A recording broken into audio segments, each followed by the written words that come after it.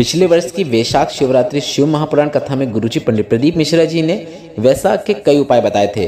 तो उन्हीं में से 5 विशेष उपाय हम आपको इस वीडियो में बता रहे हैं, जो आप इस माह अप्रैल में सभी उपाय कर सकते हैं। गुरुजी पंडित प्रदीप मिश्रा जी के ये उपाय आपको कब और कैसे करना है, उसकी जानकारी हम आपको इसी वीडियो में दे रहे हैं।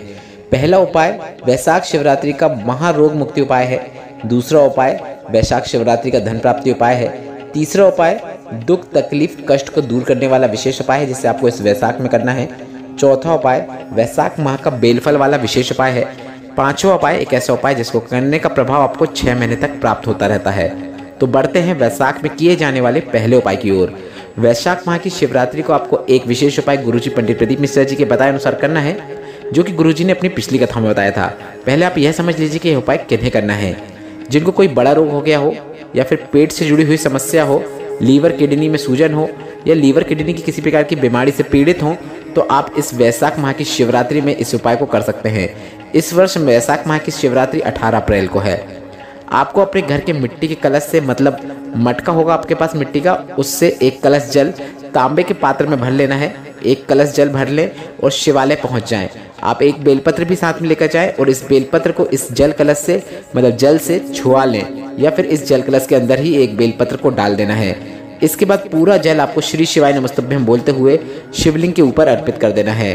पूरा जल अर्पित करने के बाद जलाधारी से जब जल नीचे गिरता है, तो उस जल का थोड़ा सा भाग प्राप्त करके आपको घर ले आना है और उस जल का आचमन उस रोगी व्यक्ति को करा देना है।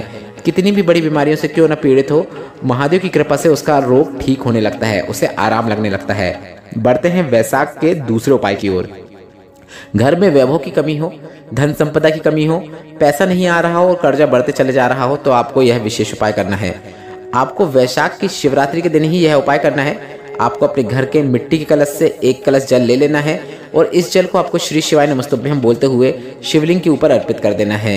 बस इतना ही करना है। गुरुजी ने कहा है, वैशाख माह में अगर आप धन प्राप्ति के लिए, वैभव के लिए कुछ करना चाहते हैं, तो जल अर्पित करने के बाद आपको जल प्राप्त नहीं करना है। सिर्फ रोगी है, कोई बीमार है, तभी आपको जल प्राप्त करना है। इस प्रकार से ही यह उपाय गुरुजी ने करने को कहा है। मात्र जल अर्पित कर देने से, श्री शिवाय नमस्तुभ्यं मंत्र का जाप करने से आपके घर में धन संपदा के योग बनने लगते हैं। महादेव की विशेष कृपा प्राप्त होती है। बढ़ते हैं तीसरे उपाय की ओर।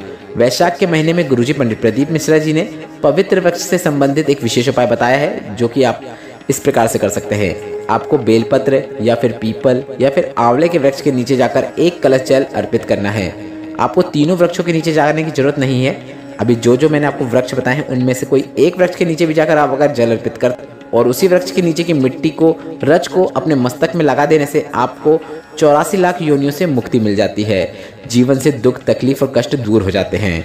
बढ़ते हैं वैशाख माह में किए जाने वाले चौथे उपाय की ओर। हाथ पांव दुख रहे हो, शरीर में बहुत दर्द बना रहता हो, जीवन बहुत कष्ट से निकल रहा हो, कई प्रकार की बीमारियों ने आपको घेरे हुए हो, शरीर में हमेशा एक के बाद एक रोग निकलते ही चले जा रहा हो, तो वैशाख माह में आप कभी भी किसी भी दिन यह उपाय कर सकते हैं। आपको बेलफल लेना है। बेलफल से तात्पर्य बेलपत्र का पेड़ होता है, जो उसमें जो फल उगते हैं उसी ही हम बेलफल कहते हैं।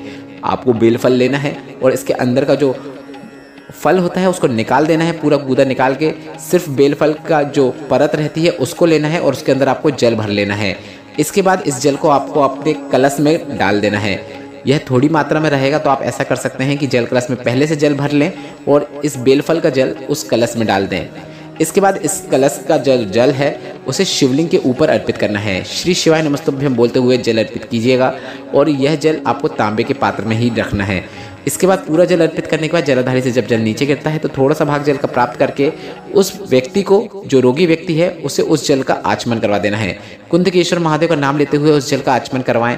गुरुजी ने कहा है, कितने भी बड़े रोग क्यों ना हो, कितनी भी प्रकार की बीमारियां क्यों ना हो, वह व्यक्ति ठीक होना शुरू हो जाता है। बहुत महत्व है वैशाख के महीने में बेलफल वाला जल शिवलिंग पे अर्पित करने का। इस उपाय के साथ गुरुजी ने एक चीज और करने को कहा है। आपको एक कलश में जल भरना है और बेलफल वाला जल उस कलश में डालने के बाद वह जल आपको बेलपत्र के पेड़ के नीचे भी अर्पित करना है। बढ़ते हैं पांचवें और अंतिम उपाय की ओर। वैशाख माह में आने वाली मासिक शिवरात्रि में आपको पार्थिव शिवलिंग का निर्माण करना है और उसका पूजन अर्चन करना है और आप उसको उसी रात शाम के समय उसका विसर्जन कर देना है। बस इतना ही कर देने से 6 महीने तक आपके घर में कभी भी किसी को कोई बड़ी बीमारी नहीं होती है, कोई रोग नहीं होता है। महादेव की कृपा पर निरंतर बनी होती है। और जिस घर में पार्थिव शिवलिंग का निर्माण करके पूजन अर्चन किया जाता है, उस घर में कभी भी अकाल मृत्यु नहीं होती है। तो यह विशेष उपाय आप जरूर करें, इसका प्रभाव 6 महीने तक रहता है। सभी उपाय आप वैशाख माह में कर सकते हैं। गुरुजी पंडित प्रदीप मिश्रा जी के बताए यह उपायों से संबंधित अगर कोई प्रश्न हो तो आप कमेंट के जरिए पूछ सकते हैं। और मेरे द्वारा दी गई है जानकारी अगर आपको उपयोगी लगी हो तो वीडियो को लाइक करके कमेंट बॉक्स में हर हर महादेव टाइप करना मत भूलिएगा। श्री शिवाय नमस्तुभ्यम। हर हर महादेव।